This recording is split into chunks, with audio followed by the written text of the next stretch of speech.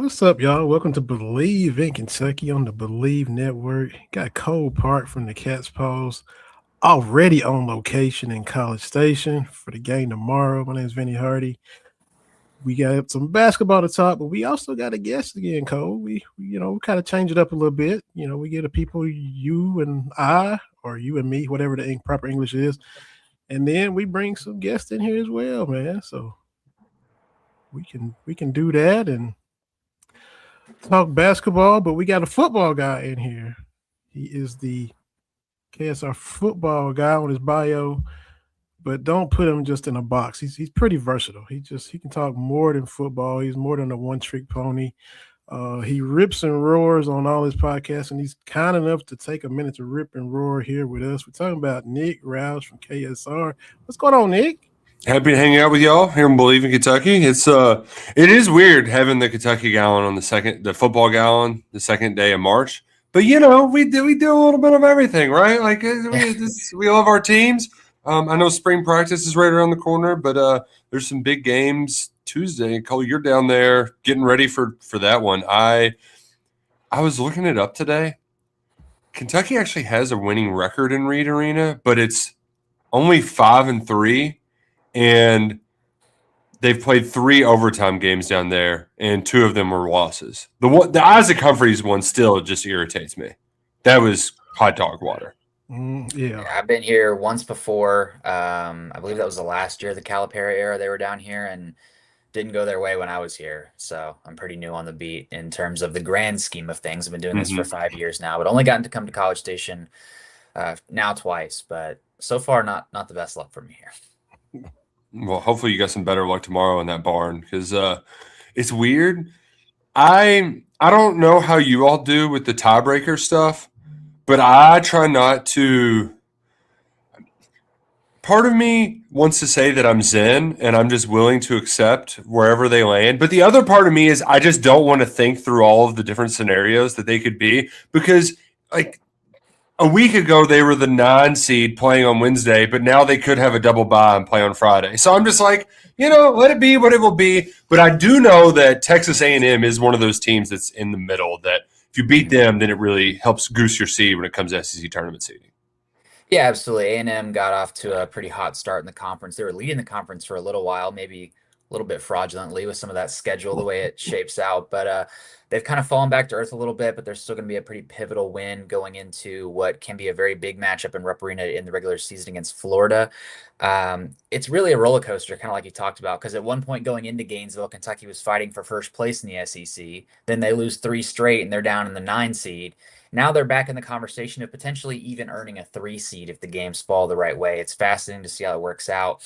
If Kentucky wins out, they have a good chance at clinching a double bye. But if they win just one of these next 2, if they can win in Reed Arena, drop Florida, or vice versa, if you're going to assume they lose at least one of those games, Ken Palm currently projects they lose both, but it also thinks they're going to get a win somehow. If they're able to split, you need Missouri to lose some games because of the tiebreaker. You need Tennessee to keep below because Kentucky has a tiebreaker there. Kentucky has a tiebreaker on Arkansas. It's a whole hodgepodge of scenarios that could still lead to Kentucky getting a double bye, even if they do drop one of these games. But if they win both, a 3 seed is still in the realm of possibility, and that could even get them, if they win a game in the tournament, even up to a 5 seed in March Madness. For all the injury, yeah, my head hurts, man. For all the injury stuff, and look, you can't act like they don't have 3 guys out, but at the same time, I'm not willing to just use it as a crutch. Well, if he's got guys hurt.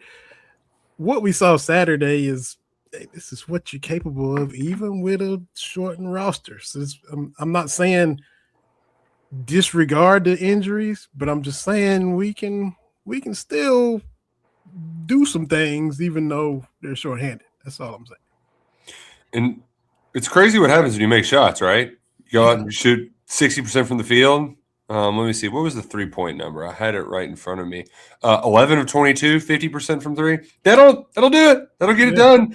But like for me, this team, a lot of it has come down to there was a time where at the beginning of the season, it felt like one thing where I got it right. Football guy guessed it right. Depth was not a strength. It was a problem because Pope didn't know what to do with it. He was playing too many guys that people didn't really know their roles. I don't want to say that injuries helped them because they obviously didn't, but at least early on, like they kind of figured out who they needed to be, and that's when you saw them rattle off 8 wins in 9 games. And who they are when they're at their best is the three goats, whatever you want. That's what OA called them or whoever called them. But Colin Chandler and Denzel Aberdeen can't have off nights, right? Like they just can't. Otega Owe had an off night, and they almost messed around and lost to South Carolina. So you almost take him for granted. But those guys have to be performing well. And then it's, okay, who's the other guy? Who's the other role player? I'm using quotes because, like, is Malachi Moreno a role player? No. But, like, are you going to get 12 points from him, or are you going to get 12 points from Mo Diabate? Or, like, there has to be some sort of mix elsewhere. And it doesn't always have to be the same guy. Yelovich played pretty well in the first half of the South Carolina game, and then Diabate kind of cleaned it up toward down the stretch. But that feels like who they are.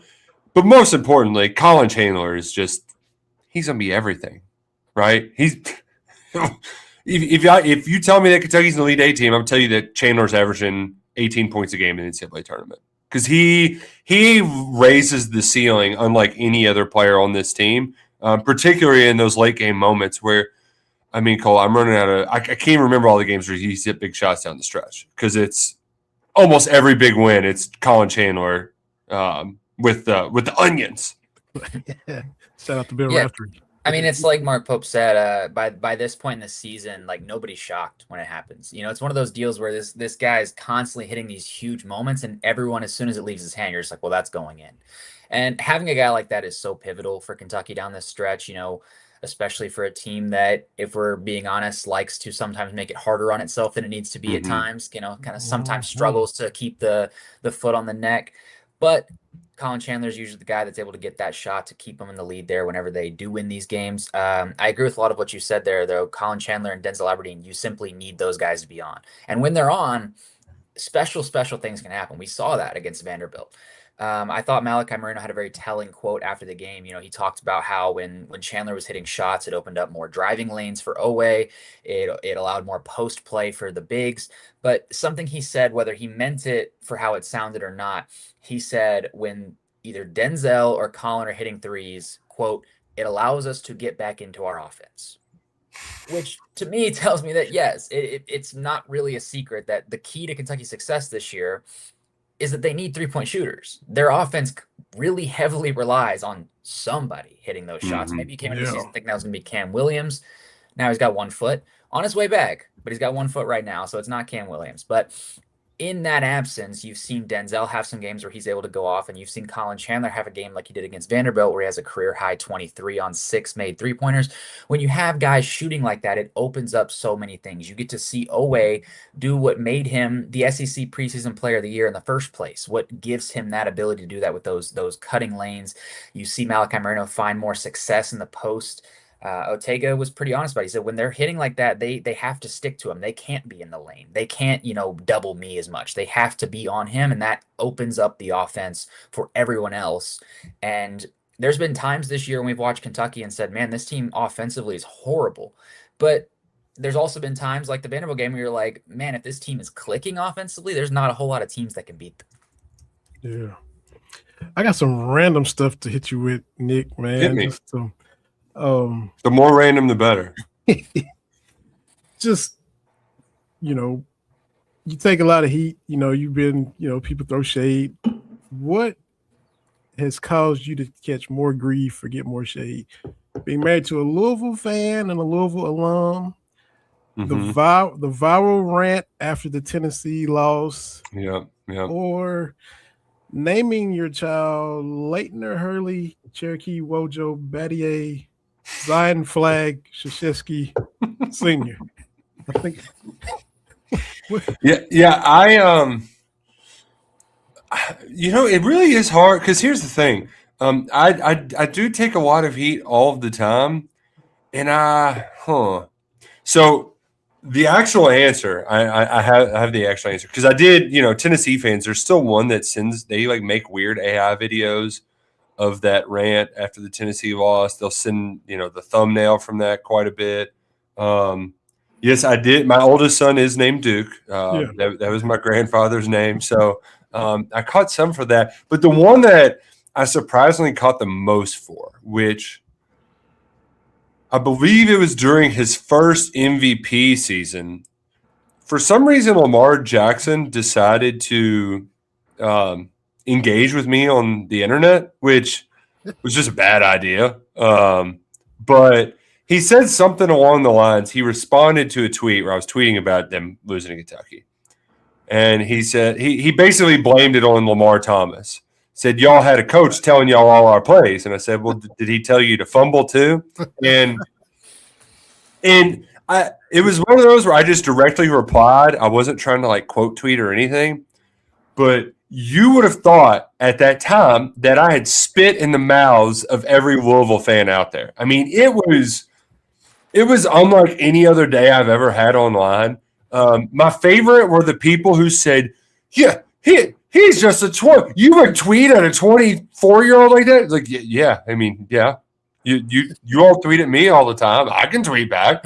And I got him. I'm like, what? I got him with something good. All right. So, got you. But that really enraged them. And, I kind of had fun reading all the mentions, but I told myself, I was like, you don't need to retaliate to anybody because you'll get caught in a wormhole. And so I just went to a Mexican restaurant and had a margarita or two and, had itself a good night and kind of laughed at some of the replies because, and I'll tell especially some of our younger writers too that the internet's not a real place. I mean, it's not. And I had to learn, like I had to have my hard days dealing with internet. And you know what? You still every once in a while, there'll be like one random message that will just get in your crawl and eat at you randomly for no reason. But like instead of that, just living mad online, that's maybe once a year where I get bothered by something that happens online because it's not real. And you can always just put your phone down. I think it's helped that I do have a bunch of kids now, and it's, trust me, dealing with a 3-year-old who just wants to punch and kick his older brother, like that is a lot harder to deal with than internet trolls. So like I'm more focused on dealing with that than all the haters and losers out there. And it's the internet. We're here to have fun. We're here to have a good time, and I'm glad to be hanging out with y'all today, having a good time, just talking ball, chopping it up.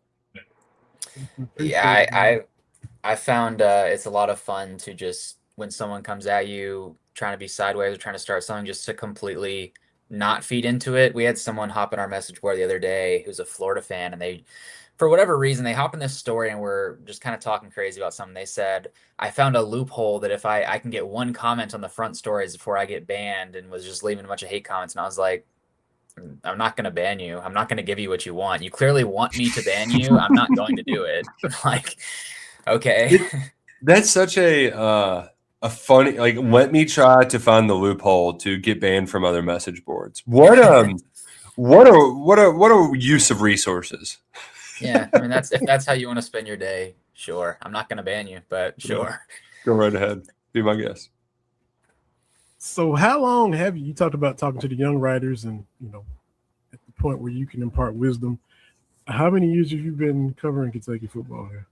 So when I say they, Matt and Drew ran a casting call, essentially. They wanted college interns to run a college website. Essentially, it was, let's start a farm system. We need young writers. We'll give you all your own blog, and then the good stuff can go on the main blog. And we'll just kind of see what shakes out. And I was not good at all, but I cared, and I was passionate about it, and I did the work. And Kentucky's football stunk then, right? It's 2012. Everybody wanted to write the basketball team. Nobody wanted to write about Joker Phillips' team. I wonder why. So, I just kind of I kept showing up. I kept doing the work. I was fortunate in some regard that first fall, they just needed people to go to practice sometimes. And so the first time I was asked to go to one of these practices, and they were Okay, that might have been when they actually started giving me like some money a month to like show up and do some stuff. So I was all fired up, and I showed up to the old practice facility, the one that was behind the tennis center, the old Nutter by the track and Cliff Hagan Stadium. Mhm. Nobody's there. And I'm like, oh God, did I miss? Like, this is my first or second one. I can't miss it. I'm like, well, maybe they went over to the indoor. So I had walked from campus. I was living on campus at that time. So I just took off in a sprint towards Nutter, hoping that I wasn't going to miss the post practice interviews. And I get there and I'm just, and I see they're still practicing. I'm like, oh, whew, okay, all right, we're good. Hell, I'll just sit down and watch. So I just went to the bleachers and I watched practice for, it was like an hour. They went late because at the time, if they had to move practice back, it took a while to get everybody over there. Well, so practice ends. They go over to do the interviews, and I was like, I don't really need to do the interviews. I just watched practice. So I went home. I wrote about what I saw at practice. Little Rod King caught a touchdown. Da da da da da. And I started a media mutiny. It was bad. It was very bad because I was unaware of the rules that you aren't supposed to write about what happened at practice. Because I was new. Nobody really cared at the time until that happened, and people got really mad at me. I wasn't a part of a text chain or an email alert, so I didn't know that things had moved around. So I got in a little trouble. I couldn't go to like the next 2 practices or something like that. But it was a great way to introduce yourself because after that, everybody knew me. I was the guy that broke all the rules and wrote about practice. That was I think ultimately that kind of helped me making the biggest mistake first. After that, you can't really mess up much more. And so I just kept doing the work. They stunk. You got a new coach. And eventually, by the time things started turning around, KSR got bigger and bigger. So when Mark Stoops finally got it rolling, it was kind of turnkey at that point. So 2015 was my first year officially full-time, though. So we're going on 13. Yeah, I don't know. I'm bad with math, so I'll leave that up to everybody else. But this was the first real coaching change. I was technically an intern for the last one, but I didn't know nothing from nothing. You know what from Shinola. So it's exciting because even though I feel like I've seen a lot and I've really learned how to temper expectations from past experiences. This part is still exciting because it's new. You have a new coach. We're trying to figure out how to read through the coach speak. What is coach speak? What isn't? But that's going to take some time to adjust. So it's exciting, and I'm fired up to kind of get a little bit of a routine with spring practice starting up here in 8 days. Yeah. So, like, you're the guy that. I mean, you started off getting suspended, basically. So that's a unique thing. KSR Rebels, yeah. And you're gonna end your career that way too, Chad Baker-Mazara saw? Oh yeah, just go out with a blaze of glory. Who was the what was the guy for Louisville that did that too? That sat in the stands, Kenny Payne. Oh, what's his name? Is it Kevin? Not Kevin. Something. That's going to be a very fun trivia one day. Like, who was the Kenny Payne player that sat in the stands? It wasn't scoring Corin Johnson. It was somebody else who was like previously an NAI player or something like that. Say it's not Weaver. Not Weaver or something, was it? It was. He was posted up though in the just like I'm gonna watch this game with y'all. Was it Karan Davis? There we go. We go. Yes. See, Corin Johnson, Karan Davis. We were in the right ballpark. Yeah, you're close enough. Close enough. So with the tail and the Joker, all the Stoops, experienced but excited because you can Will Stein coming in. What's it like for you to be covering a coach who now has a full head of hair? That's got to be different. So, I mean, how's that? I mean, it's early on in the Stein era, but it's different for you. Yeah, right. How you gonna adjust to that? Stoops, shockingly, like we because initially you believe, like I was naive enough to believe these coaches when they acted like we don't read anything. So I just acted like that they didn't even know who I was. Well, eventually, I ended up getting on pretty good terms with Mark, and we worked well together for the most part. Every once in a while, he wouldn't like a question. You could tell he was like, a little irked by something. But Stoops, like, he knows how this works. He's very well aware of it. And I mean, shockingly, the bald thing didn't make him mad. It was the motivated thing. That's what really made him mad. That made him madder than anything. And the thing is that I wanted Stoops to succeed. That guy gave, like, I'm a Kentucky fan first and foremost. Don't get it twisted. Like, I want to see this team do well. And under his leadership, I mean, I saw things that I never, ever, ever believed could happen in Lexington. And so you were kind of like, all right, what can I do to have fun with my job, but also how do we straighten this ship? I thought having a little bit of fun with it would have been fun, but Stoops did not think that was fun. He thought we were just all making fun of him when really we were grasping at anything, because his idea to turn it around was to bunker down and go back to work. And it's like, well, this is the year award 2026. We can't really bunker down and go back to work. You have to try to get people to want to watch your team. Right? I mean, and the weird part, I don't know if you said this or not, Cole, but it felt like this year there were big games and they weren't even trying to get people to sit in their seats. Like, it was odd. It was really strange.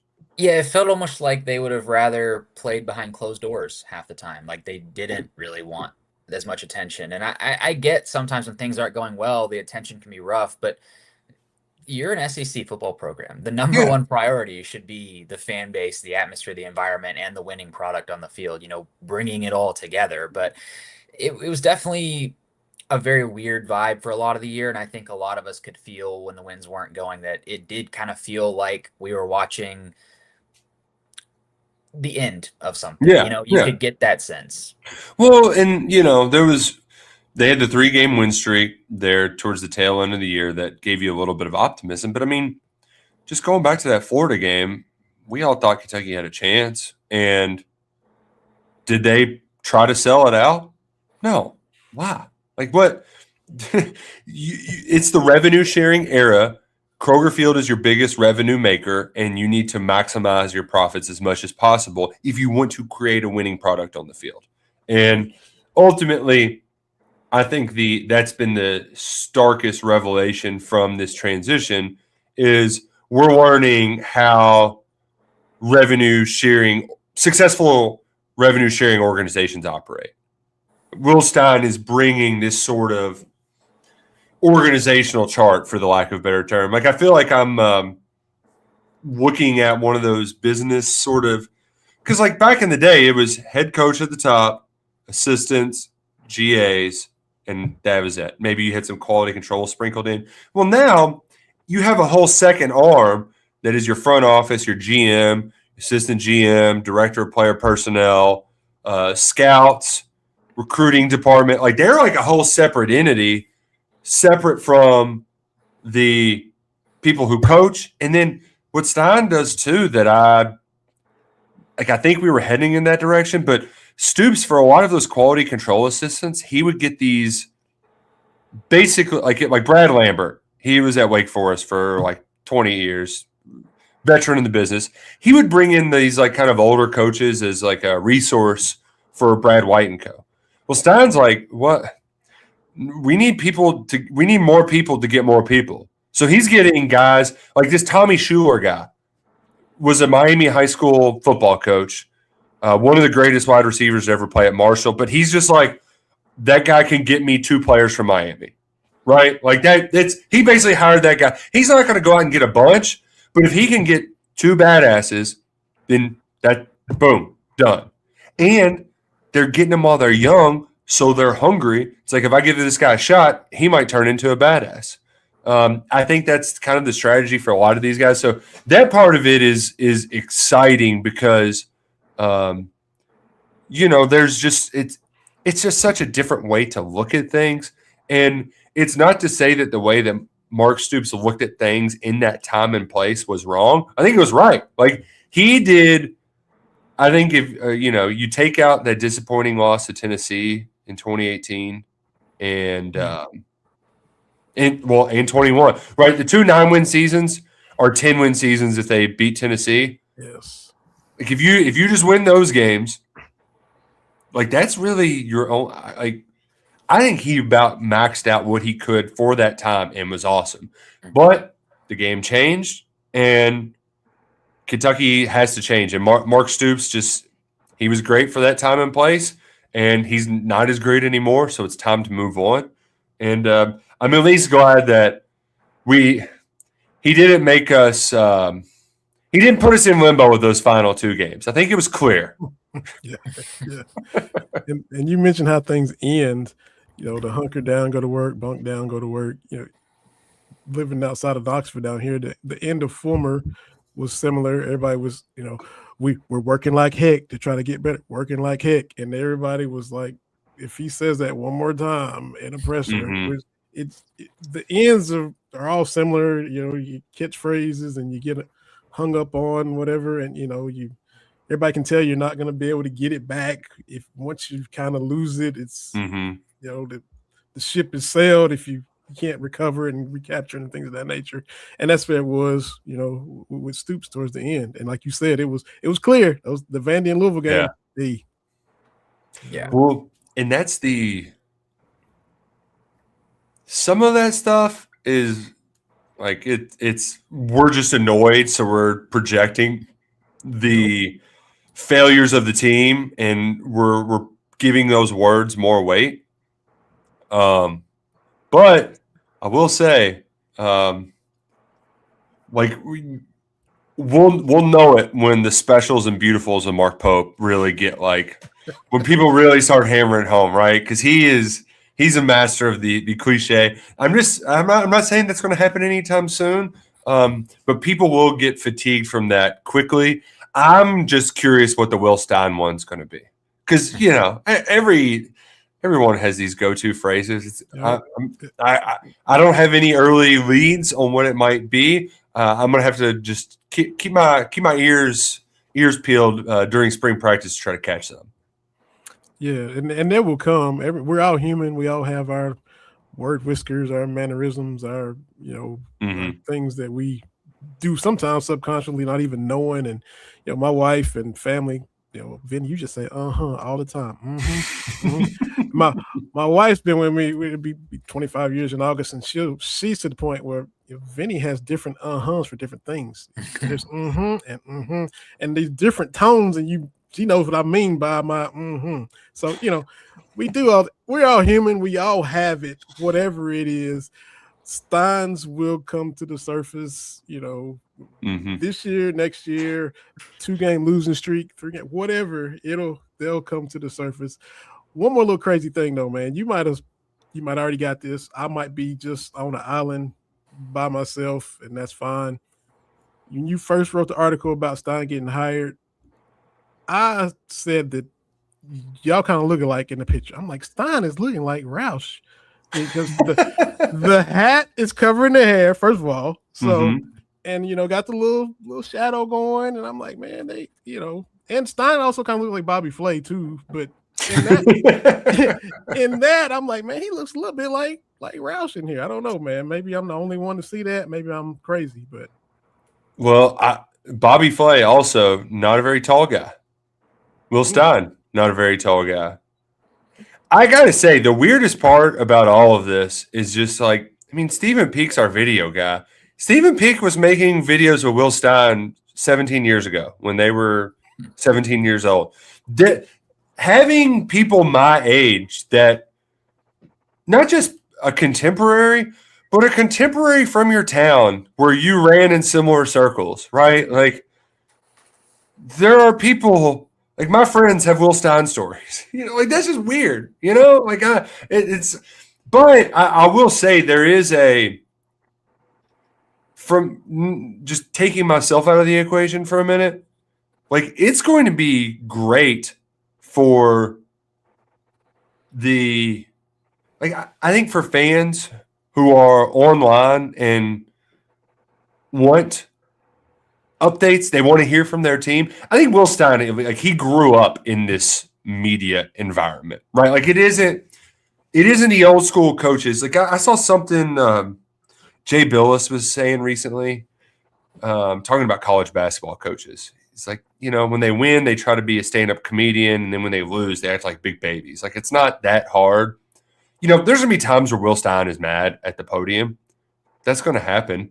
But I think he understands, and we're seeing it right now where he's kind of keeping Kentucky continually in the news this offseason just by doing little stuff here and there, cutting some videos. When it comes to recruiting, I mean, there was one offensive lineman where he's just finishing up a game of pickleball on vacation, and he's sending a happy birthday video. Like, the understanding of how things work now, it doesn't just apply to the big picture, but it's also the media world. Like when Nick Saban started, it was like newspapers and TV stations. There weren't websites. And so he did the sort of, I'm going to be a curmudgeon. I'm going to give you nothing. And then what happened is I think some of his peers started getting killed when they would have fun. Right? Like when they would try to have a moment of levity, the new media world would take it and run with it and chew them up and spit them out. So they were like, all right, well, I guess we got to do everything the Saban way. I mean, hell, we just had Mario Cristobal and Kirby Smart just roast each other at the Steve Spurrier, award show a couple of weeks back. That was fun. I would like to see more of that because this is supposed to be a fun sport. And early on, while we might get there might be a little bit of that Kirby Smart to Will Stein when it comes to how he handles some of his media stuff, maybe with injuries, wherever it may be, or how guarded he is on how specific he'll get into certain players. But I do think, like when he talks about, like, we want to have fun, we want to score some freaking points, like just score, damn it. Like there's a little bit of that too. It's like, okay, this is the goods. We don't have boomers running our team anymore, right? We have somebody that's one of us that kind of gets this, that wants to succeed and is doing everything to get him there. I'd agree. I also, adding to the levity, I love seeing the BYU and Georgia Tech coaches discussing their favorite Pop-Tarts in their pregame press conferences for the Pop-Tarts Bowl. Mm-hmm. Stuff like that. Like, it connects with people. It keeps people engaged. And I think that especially in this age now where everything is so online and Twitter's so prominent, like having a coach that feels relatable in some ways really helps fans to connect with the program. And I think, like, as silly as it sounds, stuff like that can really play a major role in getting people in the seats, which, as we've talked about with the revenue sharing era, is so important. It matters people to feel connected to the coach and the program and the players. And it's not the biggest deal that he's just saying great win to the Kentucky basketball team on Twitter. But I mean, Stoops was shadow banned on Twitter. I don't know how that happened, but like you couldn't find him. And Stein's just like watching the game with us, like tweeting along, like that. It's not the end of the world, but it is. Once again, it goes back to the newness of it all, which makes everything so exciting.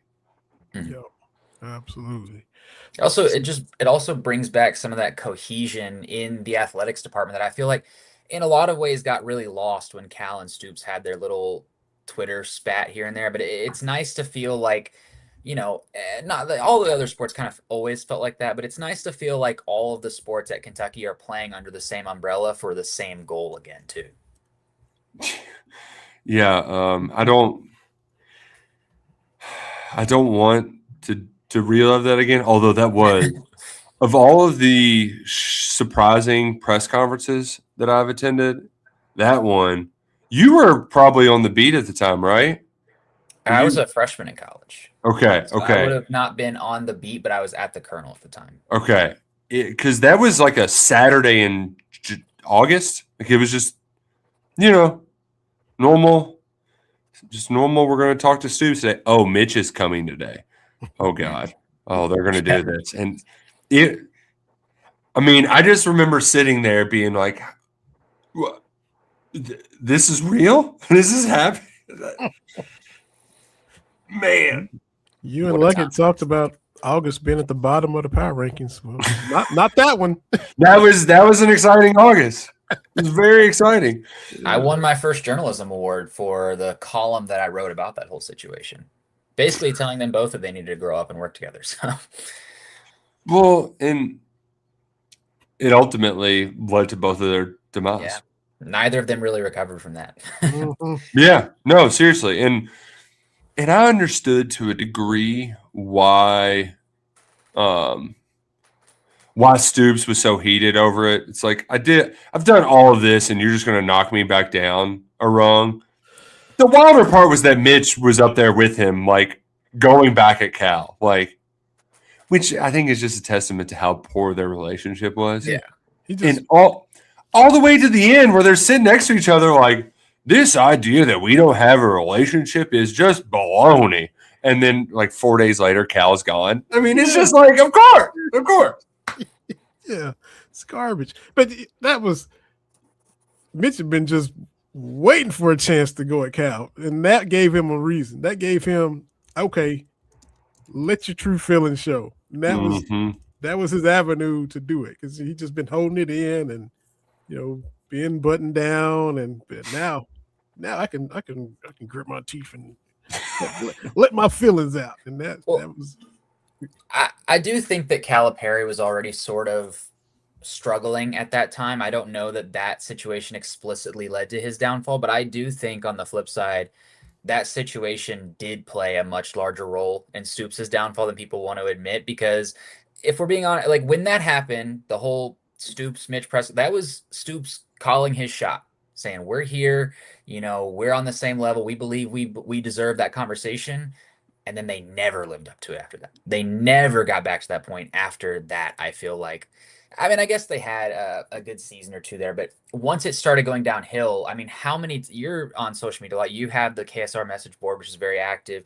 How many times do you see anytime they would lose a game or have something bad happen, people just throw that quote right back at him, like right in his face, like, oh, I thought this was the SEC. And pony up and all that happened. See, and that, I think for Cal, that was the first time he miscalculated how the fan base felt about him. Mm-hmm. And I think it emboldened Stoops. And that's where he made his first error, was Pony Up. Because Pony Up does feel like the beginning of the end, where for the longest time, Stoops felt like one of us, even though he's, a millionaire. But he felt like one of us. The Pony Up thing really just it lost a lot of goodwill, and that one hung around till the very end. He said it with his chest too. Pony up, Which, and that's another thing. Stoops was, I think, one of the last 5 coaches in college football that still took calls on his call-in show. I'm wondering if that's over with. If we'll end that with Stein or not. I like it. Yeah, I'm old school. I think it's great that, Bob in Jamestown could call in and ask coach, or Madison can ask his 2 questions. Yep. And the other thing, I'm never, admittedly, listening to the call-in show, that's probably my least favorite thing that I do for this job. I don't, because, Mondays, there's a lot going on, and it's just like, it's 6 o'clock. I just want to be done. And instead, I got to listen to him repeat what he said earlier. Yep. But it can produce some stuff. And I don't want to take that, like, I don't want to take that potential firepower away. Right? Like with the Dabo thing, Tyler from Spartanburg, we need to have potential for fireworks like that out there. Yeah. If you can't make $9 million and just hang out for an hour at a restaurant and take 4 calls and just talk about the game with the voice of Clemson or Tom Leach in our case. I mean, if you're too thin-skinned for that, man, come on, man. Well, in Pope, he will have former players and some of his teammates on. For 2 segments. Yeah, that's a lot. And what I think is fun that Alabama does, and this is a little bit of my own self-interest. It's something Saban used to do. They call it "Hey Coach." They bring a media member to sit in a chair, and he kind of grills them about stuff. And I think that is, like that's good theater. Having Cameron Mills or Tony Delk on to talk about, I don't know. That feels like you're trying to run out the clock a little bit. Yeah, especially when you're losing the 35 to Gonzaga, and then hey, here's JP Blevins. oh man, doesn't that feel like a lifetime ago that game happened? Yeah, yeah, it does. Would it be nice if we could have fun in Nashville? Chris Fisher pointed it out, but because our guy Stephen Peak had fun Kentucky's record versus top 25 team stats recently. And Chris Fisher he's like, I think it feels like people are projecting all of the bad at the end of Cal and lumping it in with Pope. Yeah. Yeah. That's why you hire a new coach to do better than what the old coach was doing. That's what I quote tweeted Chris and said. I said, ain't no doubt that's happening, but that's the job. And look, if Cal had come in and, to quote Chris, had an up and down, whatever, struggle first 2 years, if Cal struggled his first 2 years, they would have projected the frustration of Billy G on the Cal and probably the last 2 years of Tubby as well. Cal would have been catching that too. But he came in, Elite Eight, Final Four title, all that stuff goes away. So if Pope is kind of struggling, we're not seeing the change that he was brought in to change. Then people come in with the SEC is a lot weaker when Cal. Look, you can't use the SEC being weak to water down what Cal did and then kind of excuse what Pope is struggling at. That doesn't fly either.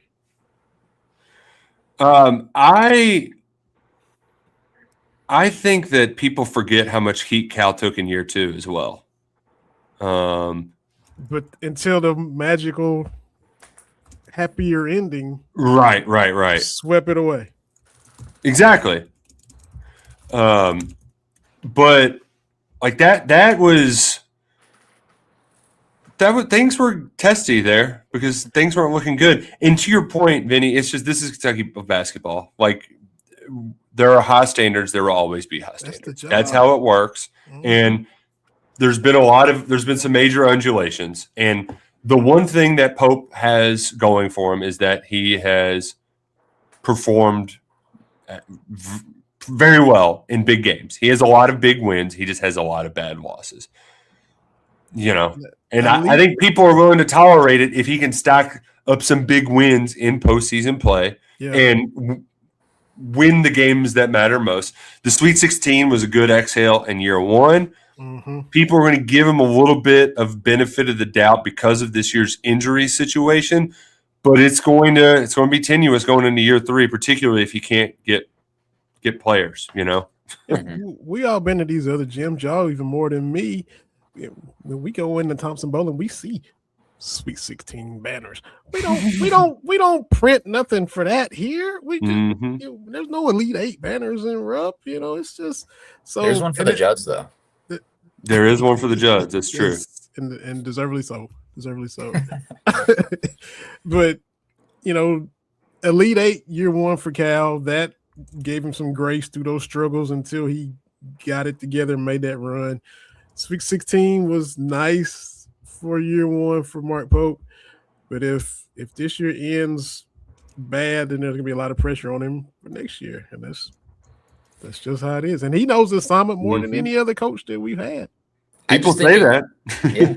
I mean, it really is just a testament to the job. I mean, everything you do is it's so easy to get behind the eight ball with a job like this. I mean, kind of like you just said, I'm sure there will be, some grace given because of some of the injuries this year, especially if they are able to win a couple games. But you think going into next offseason that every single offseason move, every single roster move is going to be like heavily, closely inspected? People are going to be analyzing everything a whole lot closer. The benefit of the doubt's going to be there a lot less. I mean, it is a job that it's so easy to find yourself on the ropes in, and you have to kind of constantly be at it because Kentucky fans expect greatness all the time. And sometimes, things happen, but it's also the winningest program in college basketball history. It has the second most national titles, only behind UCLA, who's a 1970s merchant. I don't care. I'll say it, John Wooded. Hey, But, you know, like it's a program that when you look at it should have that standard attached to it because it is the pinnacle of the sport. Yeah. definitely is. But you know what? Will he get there consistently? I don't know. But I do think that the roster building experiment he tried in this last offseason was a failed one. I hope he learned lessons from it because he tried to be somebody that he's not. Yeah. He got it worked in year one because you got your kind of players that can make shots. So go get some more of those guys. Yeah. Yeah. Yeah. Sure. So you were on Farmbomb the other day talking basketball. So like is Jack Pilgrim gonna be on in the fall talking football? Y'all switching it up? Well, the thing is I compared Mark Pope his year to Mark Stoops, and that gets people talking. Some people didn't like to hear that because here's the thing: comparing Kentucky football to basketball, we just went through this. It's foolish, but I will say. The seasons, if you just look at them in a vacuum, you take out expectations, context of overall program success, the poor roster construction, a very slow start, a hot kind of middle of the year that gets you like, okay, maybe we're back. And in Stoops' case, they flamed out, and it kind of looks – I mean, it looks like it was going that direction with 3 straight losses. And then you lay a dud against South Carolina. There's just a lot of similarities there. Like things looked – the difference is that in basketball, you have a chance to win your way out of that hole with the postseason, right? Like you can just – you're getting to the SEC tournament, you win 2 or 3 games there, boom, bam, you're back. But I don't – the football team taught me that I shouldn't have let that win streak cloud my judgment of what they were before in the year. I thought they had turned a corner, that this adversity, like it was this building block, and all of a sudden, bam, they figured it out. I think like that lesson that I learned from football, I'm applying to basketball, where I know that they're more talented relatively than the Kentucky football team. But they have their limitations, and they can win some big games if they're making shots, but I'm not overly, I'm not overly optimistic. And that really is for me to say that, like, the Vandy game was awesome, but it ultimately doesn't really change a lot of how I feel about this team. I would be thrilled if they got to the second weekend of the tournament, but I'm probably going to pick them to lose in the second round. A lot of it's going to hinge on whether they can get to that 6th seed or not, because they got a player 1 or 2 in the round of 32. I don't feel great about that. Don't feel great about that at all. And you talked about Pope getting away from himself with this year 2 roster construction. If he goes back to what he normally does, I mean, in Kentucky, we're used to seeing studs. I mean, to use Will Stein, basketball, Kentucky usually has the best dude on the floor. We got used to that. The best 2 or 3 dudes on the floor are usually in blue and white. Can Pope venture into that, or does he still need to be what he was in year 1? Because we used to having those dudes, and So it's a weird spot. And if this year ends like you said, maybe first round, second round, again, the roster construction, man. You getting some dudes, you getting shooters that aren't as athletic. What we doing?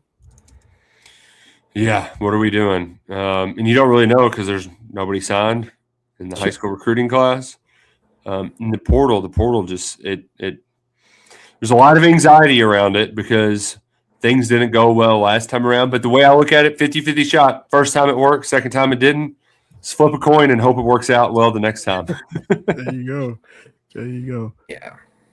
Last thing, man. Some of it too. I mean, of the 3 injuries, all 3 of those guys are portal guys. So you do have the added bonus of could it have worked? I don't know. It didn't really look like it clicked all that well when they all played together, but also they didn't have a ton of games under their belts. It's such a weird scenario where nobody really knows what Kentucky could have been, but also nobody's necessarily positive what they are right now. Because the same way you said, I could see this team getting hot. I could see them flaming out almost immediately. I feel like this Kentucky team, more than almost any we've seen before, is just so matchup dependent. It's good. Like, I'm not going to know what they're going to do until I see a bracket in front of me and see which teams are matched up against. And even then, I might not know. That's Seriously. fair. That's fair. Last thing, man. We didn't get into a lot of spring football, but you've been the veteran that you are. What's the position groups? What are you most excited about? What are you most curious about? What are you most interested in seeing? I know that's kind of broad going into spring practice. No, it is broad, but there is a the offensive line, they invested heavily into it.